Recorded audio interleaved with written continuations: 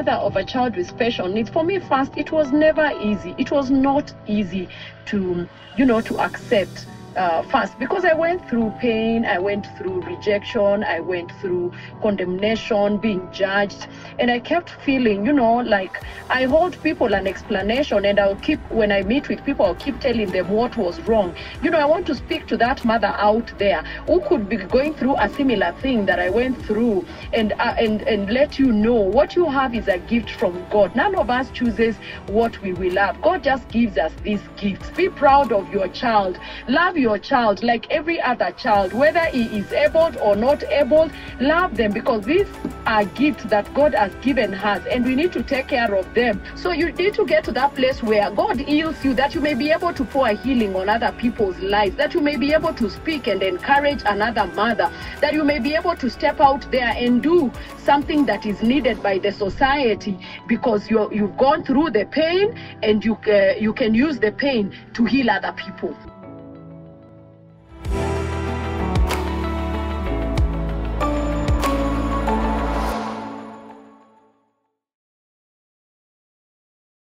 There's a quote I read, and I read, "I wouldn't change you for the world, but I would change the world for you." And that best describes our guest today, a lady who's raising a special needs child and has taken it a step further to make this world an easier place for her son and other children like him. Come with me, let's go meet her.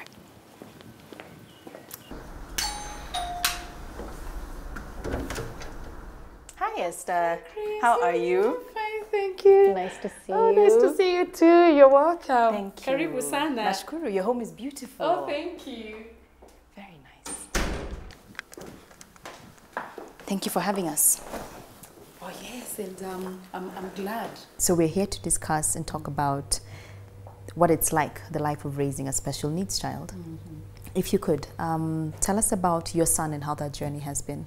And when did you discover you had a disability? It's been a journey. It's been a journey. It's not been easy. But then I can thank God for the grace just to take a day at a time and just to appreciate what he blessed us with. For me, it started way back when Dennis was young. After I got Dennis at the age of 5 days, we realized that he wasn't, when I looked at him, his eyes were looking yellow, and we had already been discharged from the hospital. So we went back, and he was diagnosed with severe jaundice. Then after that, he was placed under the ultra V light for 2 weeks. Then from then, things kind of didn't really go like the other child that I had earlier. Because you had a firstborn already. Yes. So by the time Dennis was getting to like 8 months, he wasn't sitting quite like the way a normal child would sit at the age of like 6 months. They're already sitting. 8 months is not yet sitting. And it kind of started just worrying me. And I remember we met a certain pediatrician with my husband, and then he told us that Dennis had Down syndrome, which later did not turn out it was Down syndrome. Later it turned out it was something else different. And this is what we call the global developmental delay. Is that normal though, for misdiagnosis to happen with? It does, it does, because when they are growing, they are young. As a child, when a child is young, as they grow, the physical features tend to kind of change. So when he was much younger, the like eyes and the ears kind of looked like ear downs. So we did an assessment much later, and then we realized that he had what I've just said, the global developmental delay. What is that? Delayed milestone. His milestones are quite delayed, and he walked at the age of almost 4 years. He hasn't, is not yet verbal. He turned 19 years last month. Yeah, but for me, he's not yet speaking. Yes, he's not yet speaking, but we understand him. So how does he communicate? I mean, I think there's just this special thing in him, because we've raised him for the last 19 years. We understand him. We understand what he wants. When he needs to do something, he will either take you there. If he wants to have his meals, he will go to the fridge, remove the food, and just keep it next to the microwave. Right now, he's not yet operating the microwave, but he does quite a bit on his own. Dennis has taught us patience. Because everything, things that we take for granted, you know, we wake up, you can breathe, you can walk, you know, you can talk. These are things that we take for granted. But for me, what I have learned from my son is that the little things that happen in life and we take for granted is things that we need to thank God for. So something like toilet training took him really long, because I remember he wore diapers together with my last son up to the age of 7 years.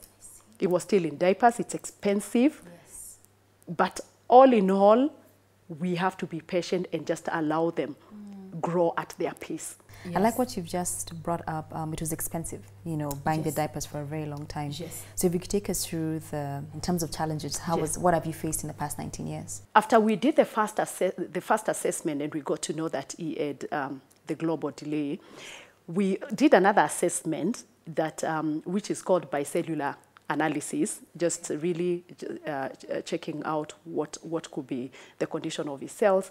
And it turned out that he was allergic to some foods, allergic to anything that has the lactose, which is, I think it's lactose intolerant, anything to do with milk and milk products.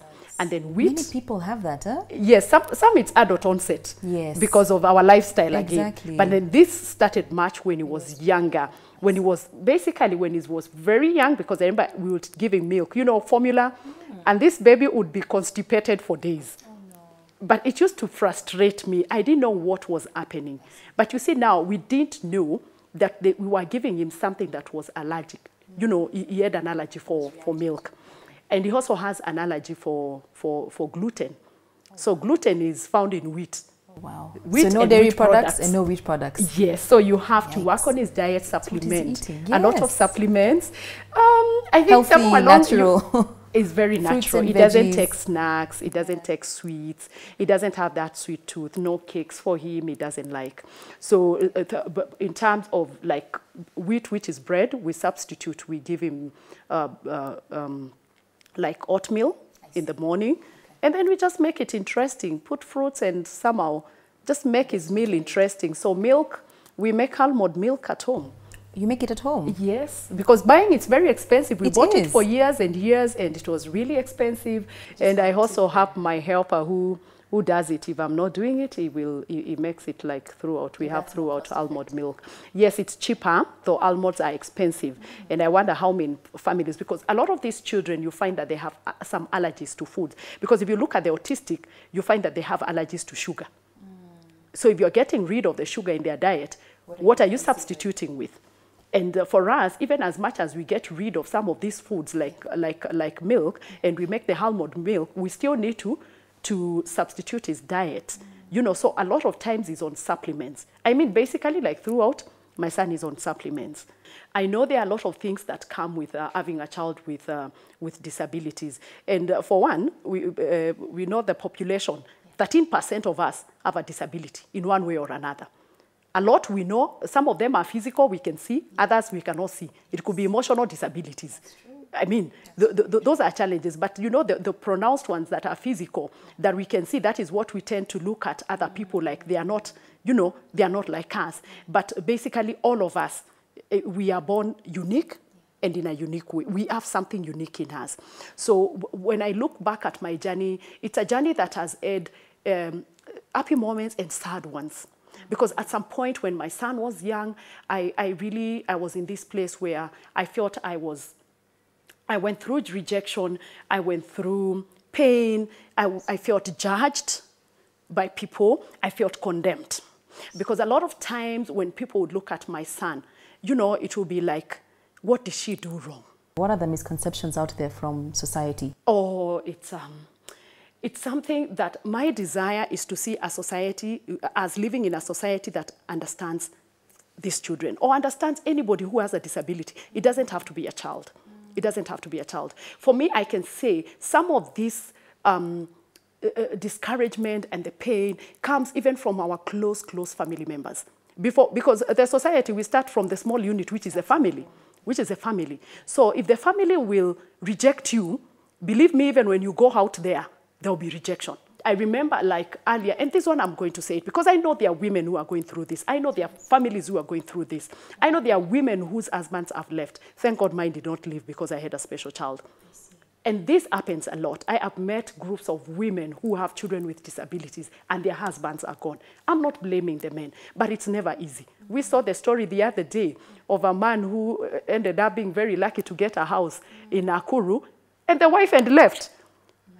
I mean, the wife had gone because this man, they had children with disability. And I'm sorry to quote this, but this is what is happening in our society. One time I remember my cousin came to me and told me, you know what, Esther, I think there's something that you need to know. This is what is happening, and this is what even your own sisters are saying. And it was very painful. I cried so much, and I didn't understand why people could not understand that this is just normal. This child is a blessing from God. He is a gift from God. And I cannot wake up and say, you know, none of us asks for children with special needs. We don't ask God what to give us. Yeah. He just gives us. And I remember she said, you know, some of my relatives were told not to shake my hand, not to shake my hand, because you know it was witchcraft, and a lot of people in the society that we live in right now, it will either be witchcraft or it's a curse. Or they ask you, what did you do? Or what did you do wrong? When you were pregnant, what did you do? But I will still go back to the Bible. The Word of God says, and I know there's somewhere when Jesus was walking with his disciples, and he met a man who had been born lame. And the disciples asked, who sinned, this man or his parents? But Jesus said, none of them sinned, but he was born like this, that the works of the Father may be glorified. So when we get these children, we have done nothing wrong. God has just given us. To someone who needs that release at home. Yes, there's nothing we have done wrong. There's nothing you've done wrong. God has just given us that his works may be glorified in these children. And there's one quote that I like quoting to parents. I say, you know, we are not special parents. God has just treasured us with these good treasures, with these, you know, these children, I call them treasured. He has just given us, as broken as we are, as incomplete as we are as parents, but out of giving us these treasured children, he has made us special. Because God does not give these special children to anybody. No. I believe he chooses, and he knows you will bear the burden when I give you. So it's been a journey that there are times when I felt people did not understand me. At times we'd have family functions. I'm not able to go because over the weekend, a lot of times that's when we give our helps, you know, like off days. So when you don't go for a function, and this is a remark that was made that broke me, because I travel. Someone asked, if she travels, does she travel with that baby? So how come she's not coming for this function? So we go through the society that does not understand that if you have this child, it's not everywhere you'll be able to go with him. In my small nuclear family, I can go with my son. But in these big functions, and especially the upcountry, I might not be able to go with him. I have told you that it took long for him to learn going to the toilet. You're going to Shags, there is no, the kind of toilet maybe that is in a certain setup where you're going is not a toilet that he can be able to use. But how does the society understand that? No. For me, what I would encourage people, love and encourage. These are people that have gone through pain. There are times my son would go through seizures and convulsions when he was from the age of 15 years because he was going through changes in his body that he did not understand. And that is just how the body was reacting. There are times I will not sleep. I'll spend a sleepless night with my husband and my children. What happens the following day? You meet the world that is very unfair to you. I do not ask them to understand me, but we just need the love. Thank you so much, Esther. There's a lot to unpack from this conversation. We need to take a short break. When we return, I'd like to hear more from Esther about how this journey really is, the true, honest picture, for us to have a better understanding of it. And like she mentioned, there are solutions to this. Stay tuned.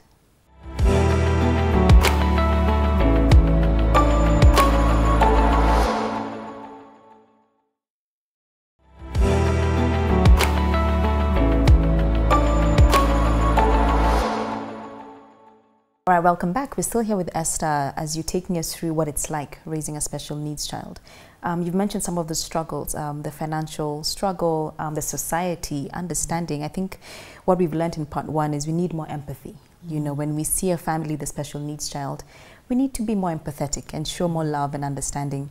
I'd like to talk about the school system here in Kenya. How has that journey been like, getting a school for your son? I remember the first time when I took him to school, when I went out searching for a school. This school, they actually, they'd said that they offer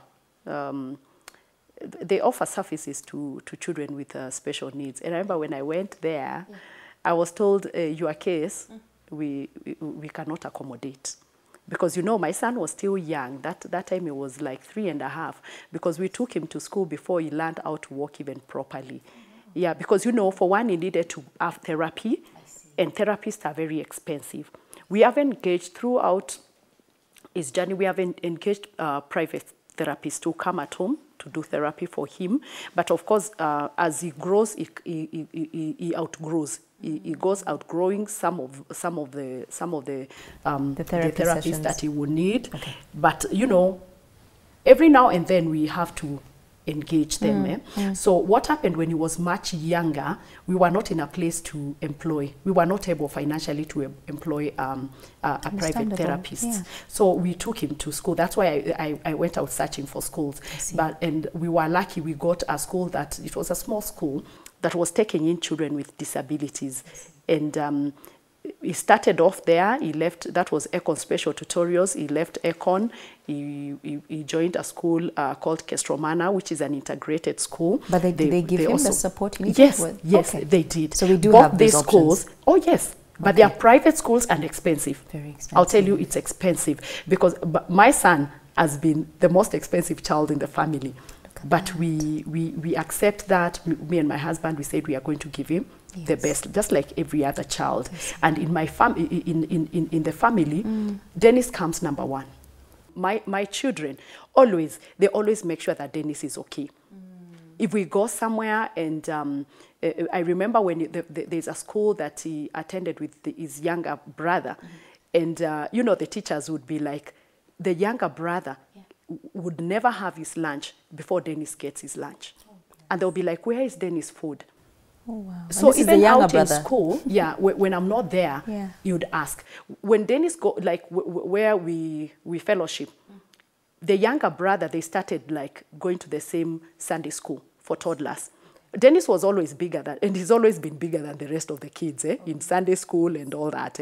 But the younger brother would be like, Dennis needs to go to the toilet, Dennis needs to do this. And, you know, they do it out of love. They are not ashamed to walk with their brother, and they love his brother.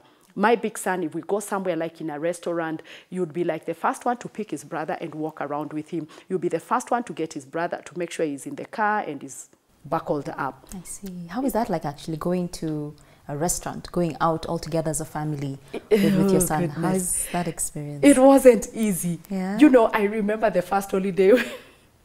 The first holiday we took to Mombasa, I didn't even get to enjoy. I was in the room with Dennis like for the better part of the time, but that time he was much younger.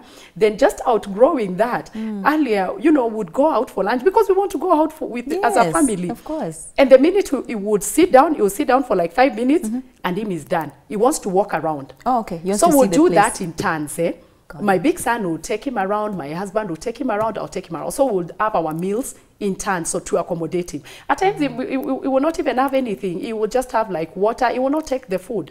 Wow. From one mom to another, and to moms at home who are probably wondering how you do it. I'm sure you have moments where maybe when he was younger, you were overwhelmed, and you can even ask God, how? How do I handle this? In those moments, how do you get past that? Or what keeps you moving forward? The relationship with God is what has kept me grounded. But I will tell you, it was not easy. And the many times when I broke and cried and asked questions is when people were mean. You know, when you hear this story and somebody comes to tell you, and I remember there's a friend, a girl who was a very close friend of mine. And she told the other friend, you know what, Esther alipata hata mtoto aeleweki. I mean, when you hear this, it breaks your heart. It breaks. So the times that I cried was a lot of times when I heard what people had to say. That is when I would cry. But basically, I know there are times when he went through moments of just, even when it was going through conversions, but I think I got stronger and I was more prayerful. and got closer to God every time when there is a challenge, because I believe God does not allow pain without purpose. And I believe every time God allows a storm, or there's a storm in your life, he uses it for his glory. Now that's a very hard place to get to, I believe, where you're in this trying moment and you're trying to find purpose in it. So if I could ask for you, do you know what the purpose, or what has been the purpose in this, in your life? What has come out of this in the journey? When I look back, I totally believe that God ordained it, that he may use me, that I can come out and speak about it. It's not everybody who can speak about it. I remember a while back we had a session that we were training volunteers, and a lady walked to me and asked me, Esther, how do you talk about it? I cannot talk about it. I asked her why. She said, because people judge me. People have talked about me. And I told her, you know what? They will still talk. They're not going to stop. So the best thing is, no matter what you do. Yeah. I just pray for the grace that a lot of us can come out and talk about it, because we have worn the shoes. We know the pain. We know the rejection. We know the condemnation that comes with this. We are the only ones who can come out and speak about it. And I can tell when you speak about it, it's very passionate and authentic. And thank you for being brave enough to do that. Yes. Now you've taken it a step further, and you've taken this purpose to another level where you are trying to make this world an easier place for your son and other children like him. Yes. Could you tell us more about what you're doing? Yeah. When we started going to church with Dennis, when he was much younger, I would sit in a service for like 15 minutes and Dennis would become restless. So would walk out. There are times in me I would be like, I wish I can sit through the service. But it used to be hard. And I would feel sad. But then I'll go and stay in the car with him and I'll wait for the dad and my big son to come out of church, then we'd go home. But Esther has been in church for how many minutes? 15 minutes. Then later in life, we found International Christian Center. And when we took him to Sunday school, they accepted him. Of course, when he goes to Sunday school, like the other children, he sits, and then after some time, he will go to the window, he will go to check out on the cars, and that's just him. And the children really love him. You know, they see him. My son in church is known more than me, and more than the rest of the family. Because when later I talk about my story, my people say, I know your child. But he's more popular in church, because we don't hide. He's more popular in church than any of us. Yeah? I like how you've said you don't hide him. Yes. That's very important to those at home who, like you said, with our society treats special needs children with shame or judgment or worry, but you allow him to go out there and prosper. That's very powerful and important. Yes. So from that, what have you created? And a lot of times, I said the problem is not the children. It is us, the society. We are the ones who will look and judge. We are the ones who will ask questions. We are the ones who will stare, make the parents very uncomfortable. Nisisi. So what we've done, what has been birthed out of just Dennis being in church and knowing the frustrations of going to church and not being able to sit through the service, is a sensory room. A sensory room is a room that is child friendly, and this room actually, what it does, it works, it calms the children. It works on their senses, from the sense of seeing to touch to feeling. So we have started a sensory room in ICC Nairobi, and we are telling the parents, bring the children to church. We will take care of them as you sit in the main service. So how does it look like or feel in terms of it has appealing to all the light. senses? It has controlled light, and it has like actually the toys that are there. Some of the toys will, as a child sits there, they can work on their sensory motor, which is their feel, their touch. So we have the toys that are meant for that sensory room. It works on their so it calms them when the parents are in the church. So if you bring a child and you're leaving that child for 2 hours with us, we take care of that child without the parent panicking and asking what is happening to my child when I'm seated in the service. Even the small little ones, we are able to take care of because we are trained volunteers. And what is happening, this we are going to roll it in other churches. We've already started it off in International Christian Center. So we are rolling it in other churches. If the church, they give us a space, we do a sensory room and we train the volunteers. We have come up with a training manual for the volunteers and also training the trainers who will be training the volunteers, because we expect it to go around the country. So if we are expecting it to be all over the country, because a lot of the churches, recreational facilities, they don't have this. Even schools. You know, these children are told, we love you, we accept you. But then again, when we are told they are loved and accepted, where is their place? I was actually going to ask, you mentioned even schools, because there are those at home who maybe have never entered a church hall, maybe they worship differently, or they just do not worship.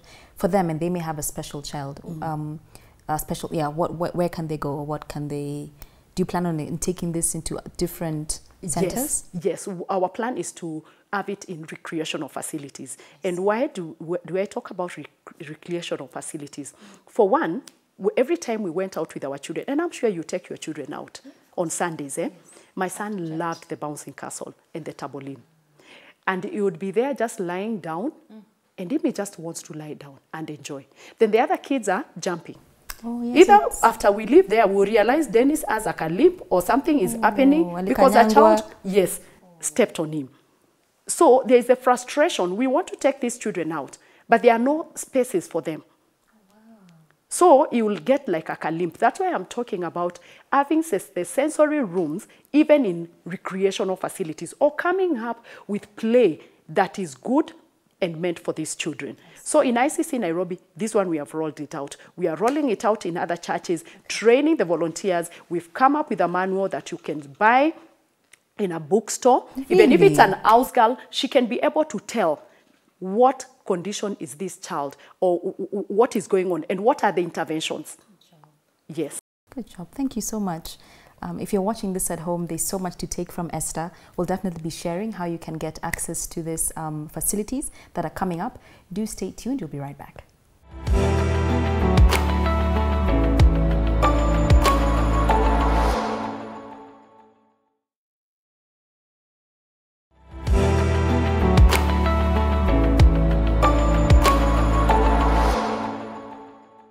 All right, welcome back. Esther, thank you so much for all the information you're feeding us today. I feel like I'm in a class. I should be taking all these notes down.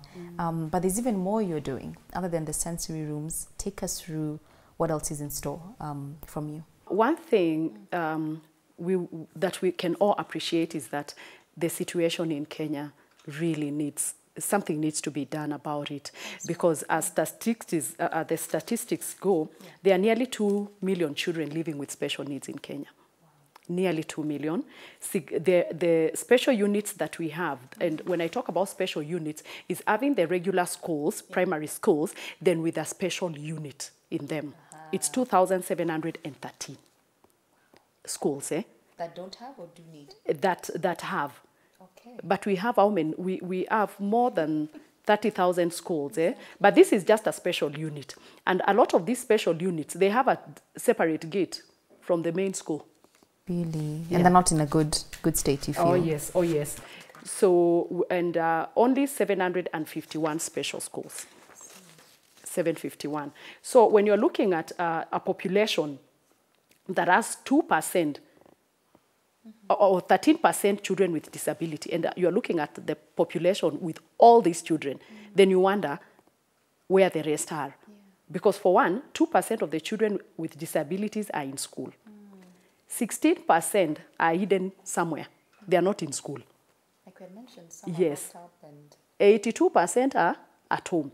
And I remember there is someone who was sharing, and he said he went for this burial somewhere in Western.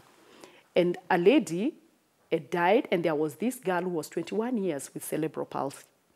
She was brought up, you know, she had been at home. So she was taken out. She had never, the neighbors didn't even know there was a child with a disability in that homestead. So people were asking what is going to happen to her. So that's when she was brought out, and the neighbors were shocked. 21 years inside a house. You know, these are human beings like us. And I don't know, Grace, how it would be for you if you are locked somewhere. Not really locked, but if you are somewhere in a house. Because again, I told you I don't like judging, because you don't know what happens around or what has happened around that particular family. But you can only imagine, the state of this. They're human beings at the end of the day. Yes, it's not easy. And in Kenya, the dilemma for the parents is after the school-going age, even with my son, where are we going to take these kids? Where are we going to take these children? Yes. They need to earn. They need to work and earn a decent living. If you look at countries that are developed like the US, these children work they are given a job, you know, even if it's just carrying papers from point A to point B, the government pays them for that. The government pays the families of these children because it is expensive. It is. When you look at the vocational training schools, like in the developed country, they are better than here. So my desire and my dream is to see a country where we have even these vocational training schools. And that is one of the things that we are working on. Coming up with a vocational training school that is going to train these children, equip them with the skills that they need for the future.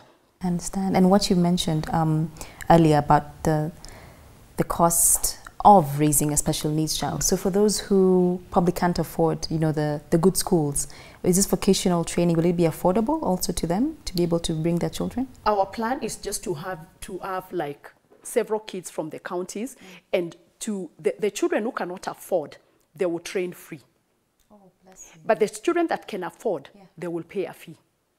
So that we can be able to take care of the children who cannot be able to afford. Because some of them are very intelligent. I hope you've seen one of the brightest children in the world, the most intelligent boy. Autistic. Is autistic. Yeah, I thought so. If it was somewhere in Kenya, you would have been told, this case, we can't handle this. If I feel like I should highlight, we've talked a lot about the struggle and being a special needs child and having a disability. But what does Dennis enjoy? What is he good at? I think it's important to point out to those at home who may have a special need child to look for the things that they can encourage in that child. Yes. My son loves cooking. He loves cooking. So every time we're in the kitchen, whether I'm the one who is cooking, he will come and help out. So he will bring, if it's the onions, he will get them ready. He will just bring for you, and he knows the time when you need to put something. So he will bring and pour in if you tell him to pour in. So we allow him to cook alongside with us when we are cooking. He loves music. I don't know where the music, is not yet verbal, so I don't know whether he will start singing or... Maybe that will be the... Yeah, somehow. But even for the children who are not able to do this, because I know we have kids who are even, who have cerebral palsy and can hardly work on their limbs. What can we do as parents? Yes, Your child doesn't have to be a pilot or a doctor or, you know, name it. Exactly. Your child is unique. Whether they are able to do whatever they do or not, accept your child. Whether he will work or not, make it bearable for him. I mean, that's what I can say. Because for me, it got to a point and I was like, whether Dennis will be a doctor or whatever, I know he is not going to be some of those things. But at the same time, let me do what God requires me to do. And that's why I'm finding my purpose in raising this child. That I can be able to talk about it, that we can provide solutions because we have lived it. Do you have any, as you wrap up, any worries or concerns about the future for Dennis when you think about, like you mentioned, you know, it may not be a doctor or a lawyer or get a point. I mean, he's 19 years old now. He may want to move out or settle down. Do you have any concerns or worries about his future? I do. And I think this is... this is a dilemma to most of in fact, I think all of the parents, to be honest, all the parents, because you are asking, you ask yourself, what is going to happen to this child when I'm not in this world? It's a hard question, but we must ask ourselves. So when we talk about the vocational training school, it's going to equip him with skills that he needs for his future. And the concept that we have is we are going to have a place where they can live like a community.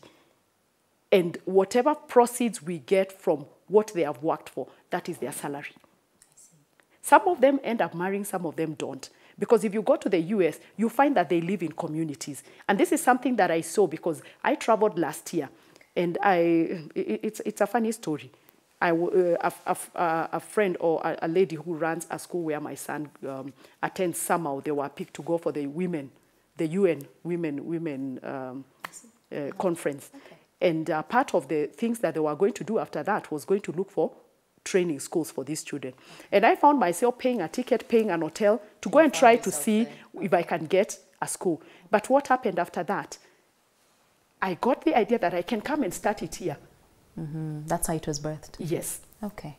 Thank you so much for sharing your story with us, for being authentic and honest about the journey. Might you have any last words for those at home who could be in a similar situation and could use a word from you, what would you tell them? For me, it's just to encourage them and to tell them that God loves them. And whatever gift they have, they need to nurture that gift, that child. Because each and every one of us, as I said earlier, we are unique. We have our own unique abilities. So let them nurture. If that child cannot walk, if that child cannot talk, if he cannot hear, appreciate that gift and give the best. He still has something to offer. Give the best. Yeah. I would not be here talking about this if I did not have Dennis. Yeah, so try to look at the positives in what you have. It's not always easy. It's not always easy. And again, to the society, embrace, love. Love these children when you see them drooling, just love on them.